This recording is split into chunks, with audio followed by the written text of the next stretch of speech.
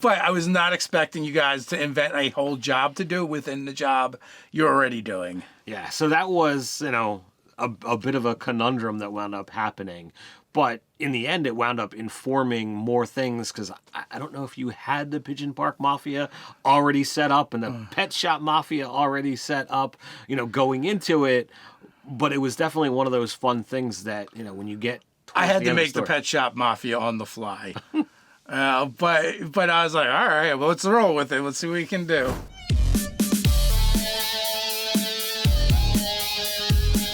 I'm Nerdarchist Ted. And I'm Nerdarchist Dave. Welcome to Nerdarchy. For nerds, by nerds. All right, looks like we're getting into another design diary for Zoo Mafia today. Yeah, so today we're going to be talking about GMing for Zoo Mafia, which we call the Zookeeper. But if you don't know what Zoo Mafia is, it is a game about going wild, doing crime, but don't let the humans see you do it.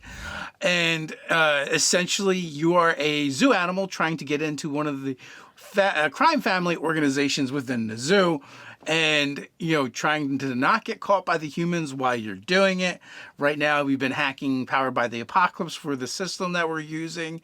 And it is a little bit on the kind of brutal side. Right. Or can be. Right. So we've got our game set in the 1920s, when, the mob mafia stuff is kind of like the most apparent. You've got, the... Prohibition. You got the Prohibition and other things going on. So you can have all of these aspects as well as, the different mob bosses or mafia bosses kind of vying for control. Yeah. So with that, some of the basics that we mentioned, we were calling the GM our Zookeeper. Quests or missions, or we're calling them jobs. Right. And then, with that, are there any abilities that, the player characters would have that have start of job abilities? And those are going to influence what happens for the rest of the job. Yeah, so when you're GMing, when you're starting basically what we're calling a new job, as the zookeeper, you're just gonna put it out there and be like, hey, does anyone have a start of job ability that they want to use? Right now is your time to use it. So you're running this game over on the channel. At the time of filming this, we've already done 11 sessions, so we're about to close it up with the finale. So when you're crafting, what jobs you're gonna have us do, how do you go about figuring out what those are going to be? Yeah, so there's one of two ways when you're crafting adventures, whether you're playing D&D, Zoo Mafia, or something else, right? Your adventures are going to either be very linear or they're probably going to be sandboxy. You might do a hybrid kind of the two. Linear is like, we're going to do this specific objective, and there is a certain number of steps you're going to go through, and it's a straight line. Sandbox approach is more of like, well, you have an objective, but, you have the whole wide world in order to try and accomplish that objective and bounce back and forth. And the process might not be as linear. And also there may be different ways that you can go about it. And also it's also a game style, right? As far as running them. Sure. And sandbox is always a little bit more difficult because you never know what you're going to need prepped. Linear is a bit easier to kind of do, and it works really good, especially if you have like a dungeon or something. You have this confined space. You put your players' characters in and let them go run amok. Sandboxes, they're running amok all over the place, and inevitably they will want to run amok in some place you did not anticipate. Now, given the kind of somewhat chaotic aspect of the players that you have in the group, do you feel like we've got a confined space to play in? So I don't think we're really doing complete sandbox, but do you feel like there's any challenge that we've pitted against you in creating these jobs? Yeah, that's a good point, because Zoo Mafia takes place in a specific location, being the zoo, right? So it'd be similar to D&D, like you're working in this city or whatever. So it is confined in that sense, although you guys have gone outside the zoo, but I've actually initiated those jobs. Right. But be warned, as the zookeeper, once you open up those floodgates, they're open and you can never close them again, because the players are like, we can go outside, we can take over the whole city. We don't need to just take over the zoo. But yeah, absolutely. You guys have split up almost, I just want to say every session. And like sometimes you'll split up after splitting up. So there's 4 players, right? And they usually pair off in twos, but occasionally they're like, we need to do 1-on-1 each. So that is a huge curveball to deal with and negotiate, navigate while you're playing. And it's like, because like the biggest thing is, wanting everyone to get the right amount of playtime, right? Is for one, and not have people sitting too long. This group is really good about like enjoying what the other players are doing, so that's less of an issue. Yeah, and I feel like we all have enough care for the other players that if the spotlight is on them, okay, I'm going to sit back and I'm going to just pay attention to what's going on, because what they're doing is going to affect like the overall mob, the group, at for the big picture. So like, in last night's session, like we yet again split up before we even got the mission, just to kind of get information. And one of the players didn't even really get any actual time after we then split up between, the group that I was with. And like the other player, that didn't concern them. I was like, okay, this is all affecting the overall mission, so they were cool with it.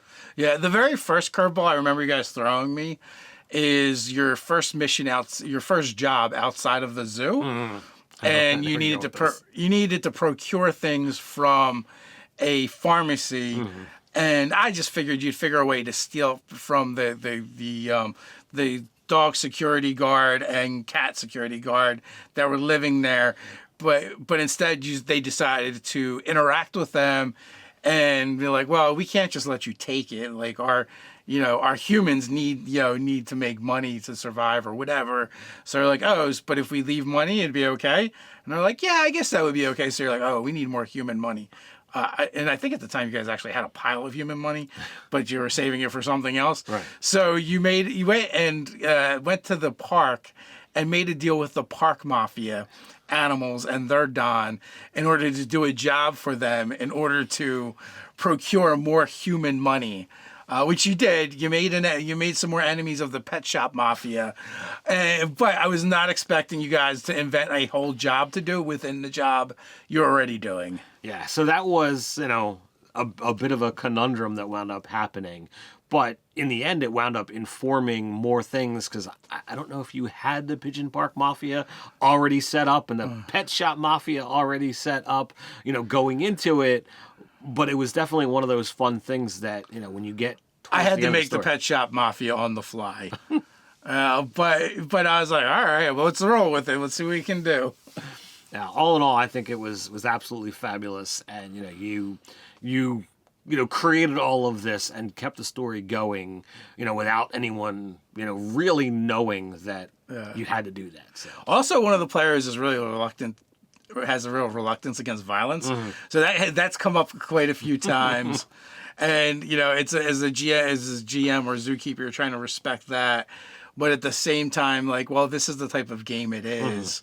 And so that player kind of had to kind of came to grips with that. And okay. And then towards last night's session, they leaned into it so hard. They're red wedding hard. I was actually a bit shocked at that. It's like, oh, really? I hadn't seen that in the rest of the game. Yeah. But I mean that comes with an aspect of buy-in, and like it's a group that plays together really well, and it's like, all right, this is what the game is. This is what the game is. Let's do it.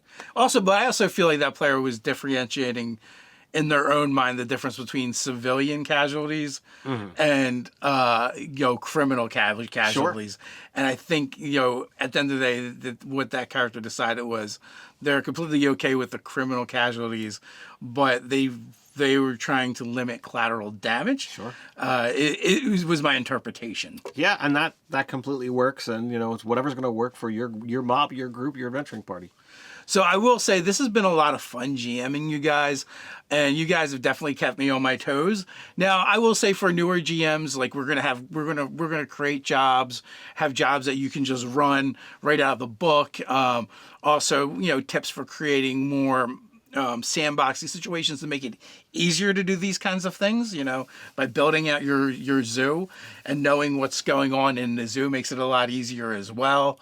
And then But you can also just run very linear jobs, whereas the GM, like, there's a sequence of things that you impart into the players that they have to accomplish, which makes it a lot easier too. You know, having things where it's like, all right, here's the target, here's the mission, here's the challenges of the mission, and you know, here's the steps to take. You know, and up to and including what specific roles, you know, can be done to either make the job easier and or harder depending upon success or failure.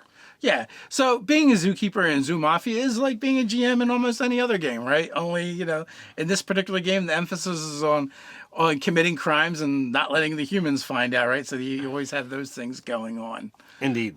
But if you guys want more information about Zoo Mafia, and when we drop the quick start rules, which they're going to be free, and you want to be able to get them as soon as possible, we have a newsletter link in the description below, one of these cards up here, that will also, you know, let you know. You can also find a playlist down there for the Zoo Mafia live playtest that we've been doing, so you can check it out. There's also another 11 diaries here on the channel that you can take a look at. If you've been watching the live plays or these design diaries and you have any questions or you have any comments you would like to make, do so down in the comments.